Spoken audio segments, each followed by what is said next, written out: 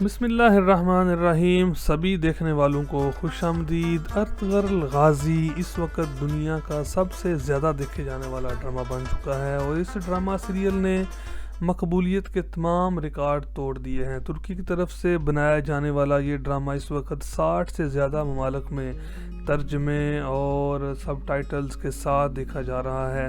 جہاں اس ڈرامے نے یورپ اور امریکہ کو پریشان کر کے رکھ دیا تھا، ساتھ ہی کچھ مسلمان ممالک بھی اس سے ناخوش نظر آئے اور انہوں نے اس کو روکنے کی بھرپور کوشش کی. اپنے ٹی وی چینلز پہ پابندی لگائی، اس کو نشر نہیں کرنا، اور اس کے بارے میں مختلف فتوے بھی دیے گئے. اس کے بارے میں تمام تر تفصیلات ہم آپ کو اس ویڈیو میں دیں گے.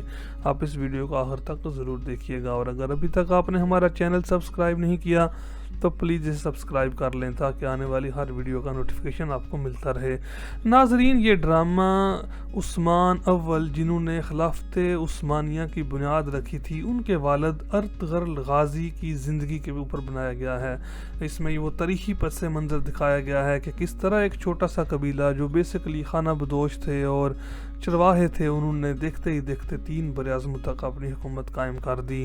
جب یہ ڈرامہ ریلیز ہوا تو ترکی پہ بہت زیادہ تنقید کی گئی، بالخصوص مغرب اور امریکہ کی طرف سے. امریکی میڈیا نے تو اسے ترکی کا سافٹ ایٹم بم قرار دے دیا اور الزام عائد کیا کہ ترکی کے صدر اردگان اس کے ذریعے مسلمان نوجوانوں کو ورگلا رہے ہیں، انہیں عظیم اسلامی سلطنت کے دلکش خواب دکھا کر ایک ایسا جذبہ پیدا کیا جا رہا ہے جو عنقریب قیامت خیز طوفان کی صورت نمودار ہو سکتا ہے.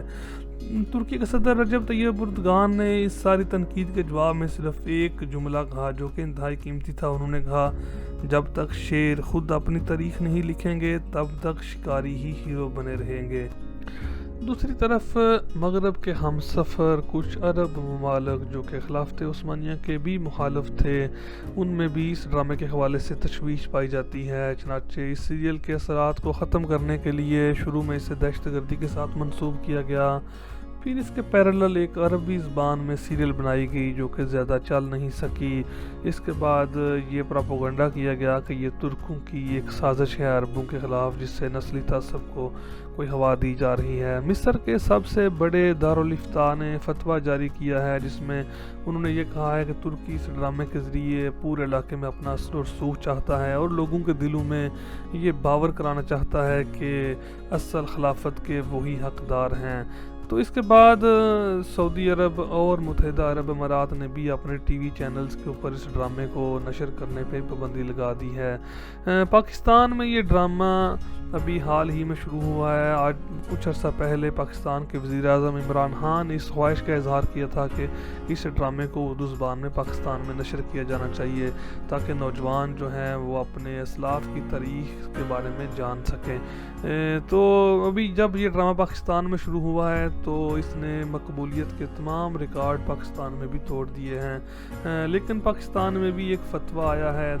کراچی کے ایک بہت بڑے دارالافتاء نے اس ڈرامے کے حوالے سے فتویٰ جاری کیا ہے کہ یہ ڈرامہ دیکھنا جائز نہیں ہے. حالانکہ اس سے پہلے بھی بہت سے ڈرامے آتے ہیں اور تاریخی حوالے سے بھی ہوتے ہیں تو ان کے بارے میں کوئی اس طرح کے فتوے وغیرہ نہیں آتے.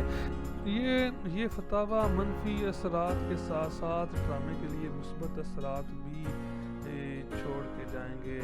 اب تک جس دیندار طبقے نے اس ڈرامے کو نہیں دیکھا تھا، ان چیزوں سے لا تعلقی کی وجہ سے اس کے بارے میں واقفیت نہیں رکھتا تھا، وہ بھی اسے دیکھے گا، اس کے بارے میں پڑھے گا اور اپنے اعتبار سے معلومات حاصل کرے گا.